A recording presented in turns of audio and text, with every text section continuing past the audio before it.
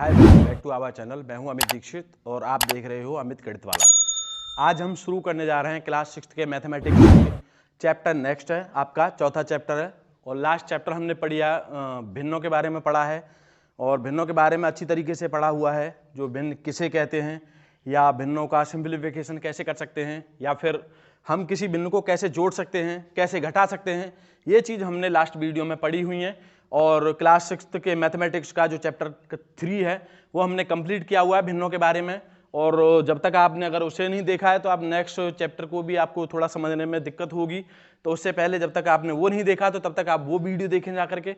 और आज हम शुरू करने जा रहे हैं क्लास 6 के मैथमेटिक्स में चैप्टर नंबर 4, गुणज तथा गुणनखंड।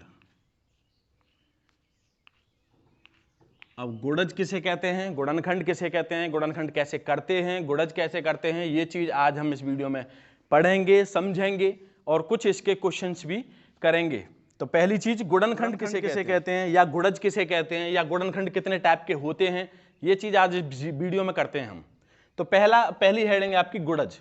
गुणज कहते हैं मल्टीपल, यानी किसी भी नंबर का हमें पहाड़ा लेना ही गुणज कहलाता है। गुणज मतलब कोई भी संख्या, इसका हम पहाड़ा ले सकते हैं। मान लो कोई भी संख्या आपके पास 4 है और इसके कहने लगूं कि मैं अगर कहने लगा इससे कि इसके 4 के 3 गुणज निकालिए, तो 4 के 3 गुणज का क्या मतलब है कि 4 का 3 बार पहाड़ा ले लीजिए। 4 दूनी 8, 4 तिया 12, 4 चौको 16, यानी ये 4 के जो नेक्स्ट 3 है ये आपके तीनों गुणज होंगे। इस तरीके से हम गुणज निकाल सकते हैं और इसी को हम गुणज कहते हैं। अब आपकी बात करते हैं गुणनखंड।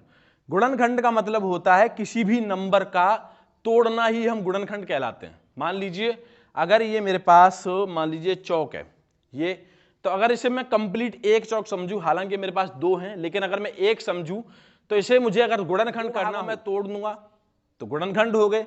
अब इसका प्रोसेस क्या है कि मैंने इसे पकड़ा और यहां से इसे निकाल दिया, तो 2 भाग हो गए मेरे, तो ये मेरे गुणनखंड हो गए। अब इस तरीके से मैं किसी नंबर के गुणनखंड कैसे कर सकता हूं। मान लीजिए कोई नंबर है आपके पास 20, इसके मुझे गुणनखंड करने होंगे, तो मैं इसके गुणनखंड किस तरीके से कर सकता हूं। इसके लिए वैसे मैंने पर्सनल वीडियो बनाया हुआ है कि गुणनखंड हम कैसे कर सकते हैं। तो अगर आपने वो नहीं देखा तो सबसे पहले आप वो जाकर के देखिए, तब आपको समझ में आ जाए गुणनखंड कैसे करते हैं। फिर भी चैप्टर गुणनखंड है तो मैं आज इसे करता हूं, समझाता हूं अच्छी तरीके से। आई होप समझ में आ जाएगा आपके। अब मान लीजिए अगर 20 है तो गुणनखंड मैं कैसे करता हूं, इस तरीके से। और गुणनखंड में हमेशा इसका प्रोसेस ये है कि मैं अभाज्य संख्याओं से ही इसे काट सकता हूं। और अभाज्य संख्या के बारे में मैंने अच्छी तरीके से पूरी डेफिनेशन दी है। तो अभाज्य संख्या किसे कहते हैं। अभाज्य संख्या वे संख्याएं होती हैं जिनमें एक या खुद से, अभाज्य संख्या वे संख्याएं होती हैं जिनमें एक या खुद से भाग जाए, चाहे कोई सा भी नंबर है। अगर वो एक या खुद से अगर सोचा जाए तो एक और खुद से तो सब में भाग जा रहा है, तो सब थोड़ी अभाज्य संख्या है। लेकिन अगर इसके अलावा किसी संख्या से भाग ना जाए वो अभाज्य संख्या होती हैं।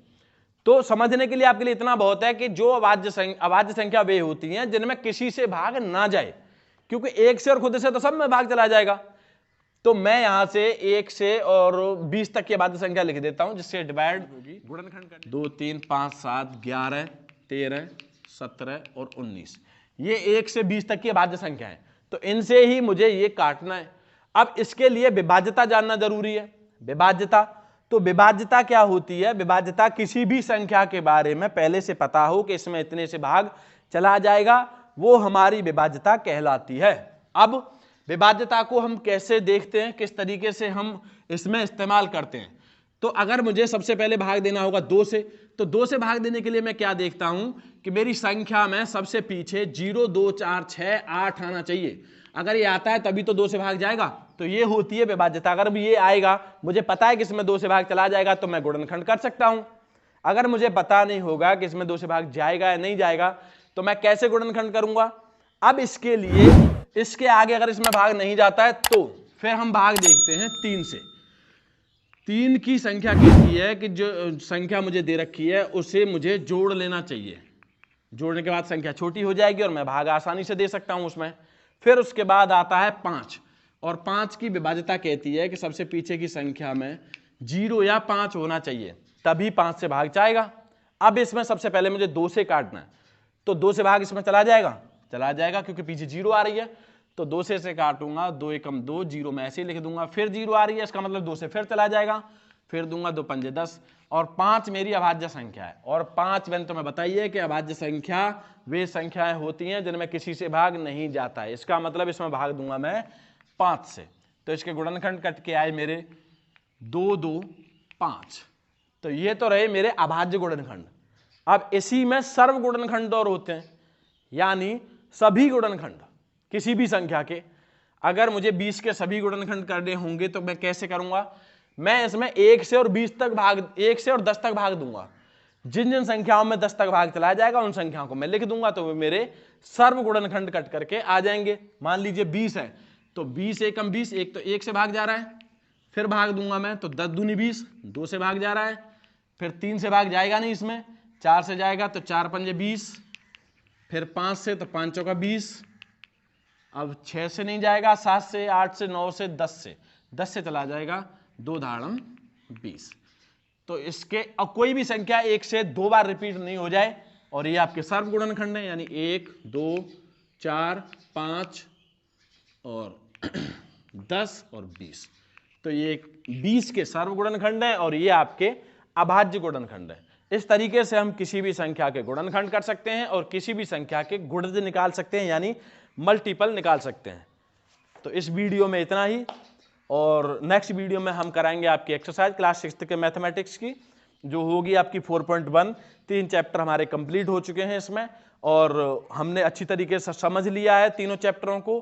कोई दिक्कत नहीं आनी चाहिए क्योंकि नॉर्मल मैथ है, अभी इसमें कोई खास इसमें आ नहीं रहा, अभी नॉर्मल है, भिन्न है। जो हमने पहले समझा है पूर्ण संख्या, पूर्णांक संख्या, और अब इसमें हमारे पास क्या है, गुणज, गुणनखंड, भिन्नों के बारे में हमने समझ लिया।